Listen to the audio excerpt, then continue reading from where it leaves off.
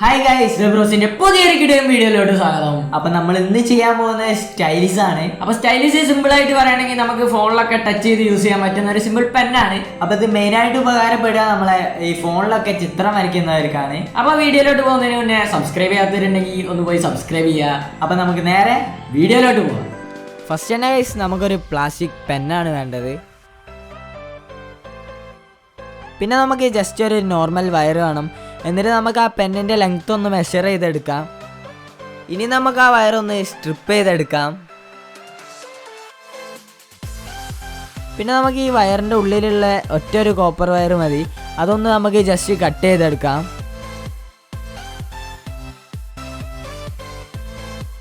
എന്നിട്ട് നമുക്ക് ഈ പെന്നിൻ്റെ റീഫില്ലൊന്ന് എടുത്ത് കളയാം.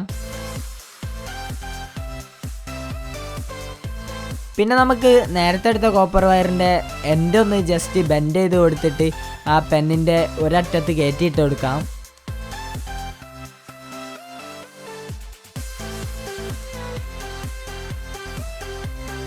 പിന്നെ നമുക്ക് വേണ്ടത് ഒരു കോട്ടൺ ബഡാണ്. എന്നിട്ട് നമുക്ക് ആ ബഡിൻ്റെ കോട്ടനുള്ള ഭാഗം മാത്രം കട്ട് ചെയ്തെടുക്കാം.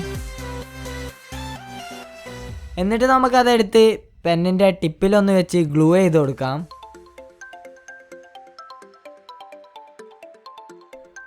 പിന്നെ നമുക്ക് ആ കോപ്പർ വയറിൻ്റെ മറ്റേ എൻ്റെ എടുത്ത് ആ ബഡിലേക്കൊന്ന് ബെൻഡ് ചെയ്ത് അറ്റാച്ച് ചെയ്ത് കൊടുക്കാം.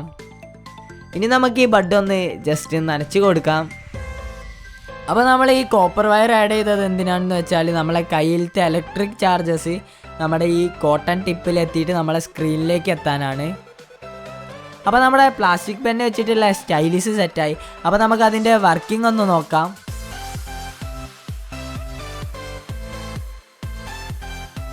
നമ്മുടെ പ്ലാസ്റ്റിക് പെന്നോടുള്ള സ്റ്റൈലിസ് എങ്ങനെ, അടിപൊളി വർക്കിംഗ് അല്ലേ?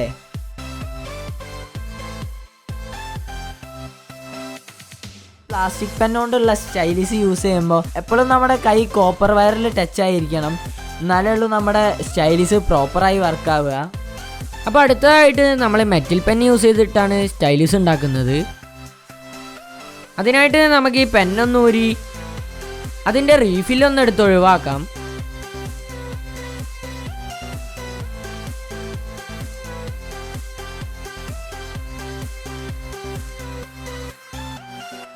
പിന്നെ നമുക്ക് വേണ്ടത് കോട്ടൺ ആണ്. അപ്പോൾ ഏകദേശം ഇത്ര കോട്ടൺ മതിയാവും നമുക്ക്. എന്നിട്ട് ആ കോട്ടൺ നമുക്കൊന്ന് ജസ്റ്റ് പിരിച്ചു കൊടുക്കാം. എന്നിട്ട് ആ പെന്നിൻ്റെ ടിപ്പിലേക്കൊന്ന് കയറ്റി കൊടുക്കാം. അപ്പോൾ ഈ ബാക്കി വരുന്ന കോട്ടൺ നമുക്കൊന്ന് കട്ട് ചെയ്ത് കളയാം. എന്നിട്ട് അതിൻ്റെ ടിപ്പൊന്ന് നമുക്ക് പ്രസ് ചെയ്ത് സെറ്റാക്കി കൊടുക്കാം.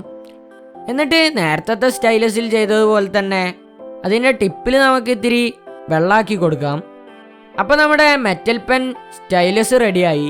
ഇനി നമുക്കതൊന്ന് ഫോണിൽ യൂസ് ചെയ്ത് നോക്കാം. അപ്പോൾ നമ്മുടെ സ്റ്റൈലിസ് മെറ്റൽ പെൻ വെച്ചുണ്ടാക്കാൻ പ്ലാസ്റ്റിക് പെന്നിനെക്കാട്ടിയും കുറച്ചും കൂടി സിമ്പിളാണ്. നമുക്ക് കോപ്പർ വയറിൻ്റെ ആവശ്യമൊന്നുമില്ല. ജസ്റ്റ് കോട്ടണോ ബഡോ അതിൻ്റെ ടിപ്പിൽ വെച്ച് കൊടുത്താൽ മാത്രം മതി. അപ്പോൾ നമ്മുടെ സ്റ്റൈലസ് അടിപൊളി വർക്കിംഗ് ആണ്. പിന്നെ നമ്മുടെ കയ്യിൽ ഈ സ്റ്റൈലസ് ഉണ്ടെങ്കിൽ ഫോണിൽ ചിത്രം വരയ്ക്കാനും കളർ ചെയ്യാനൊക്കെ കുറച്ചും കൂടി ഈസി ആവും. അപ്പോൾ നിങ്ങൾ വീട്ടിൽ വെറുതെ ഇരിക്കുകയാണെങ്കിൽ ഒന്ന് ട്രൈ ചെയ്ത് നോക്കുക.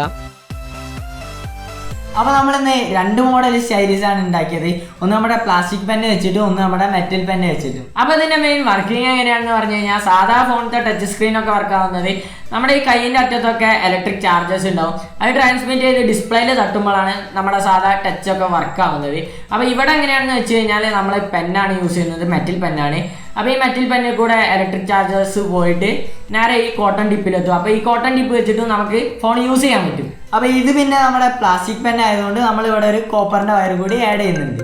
അപ്പോൾ ഈ വീഡിയോ ഇഷ്ടപ്പെട്ടാൽ ലൈക്ക് ചെയ്യുക, ഷെയർ ചെയ്യുക, സബ്സ്ക്രൈബ് ചെയ്യുക, പിന്നെ എന്തുണ്ടെങ്കിലും കമൻറ്റ് ചെയ്യുക.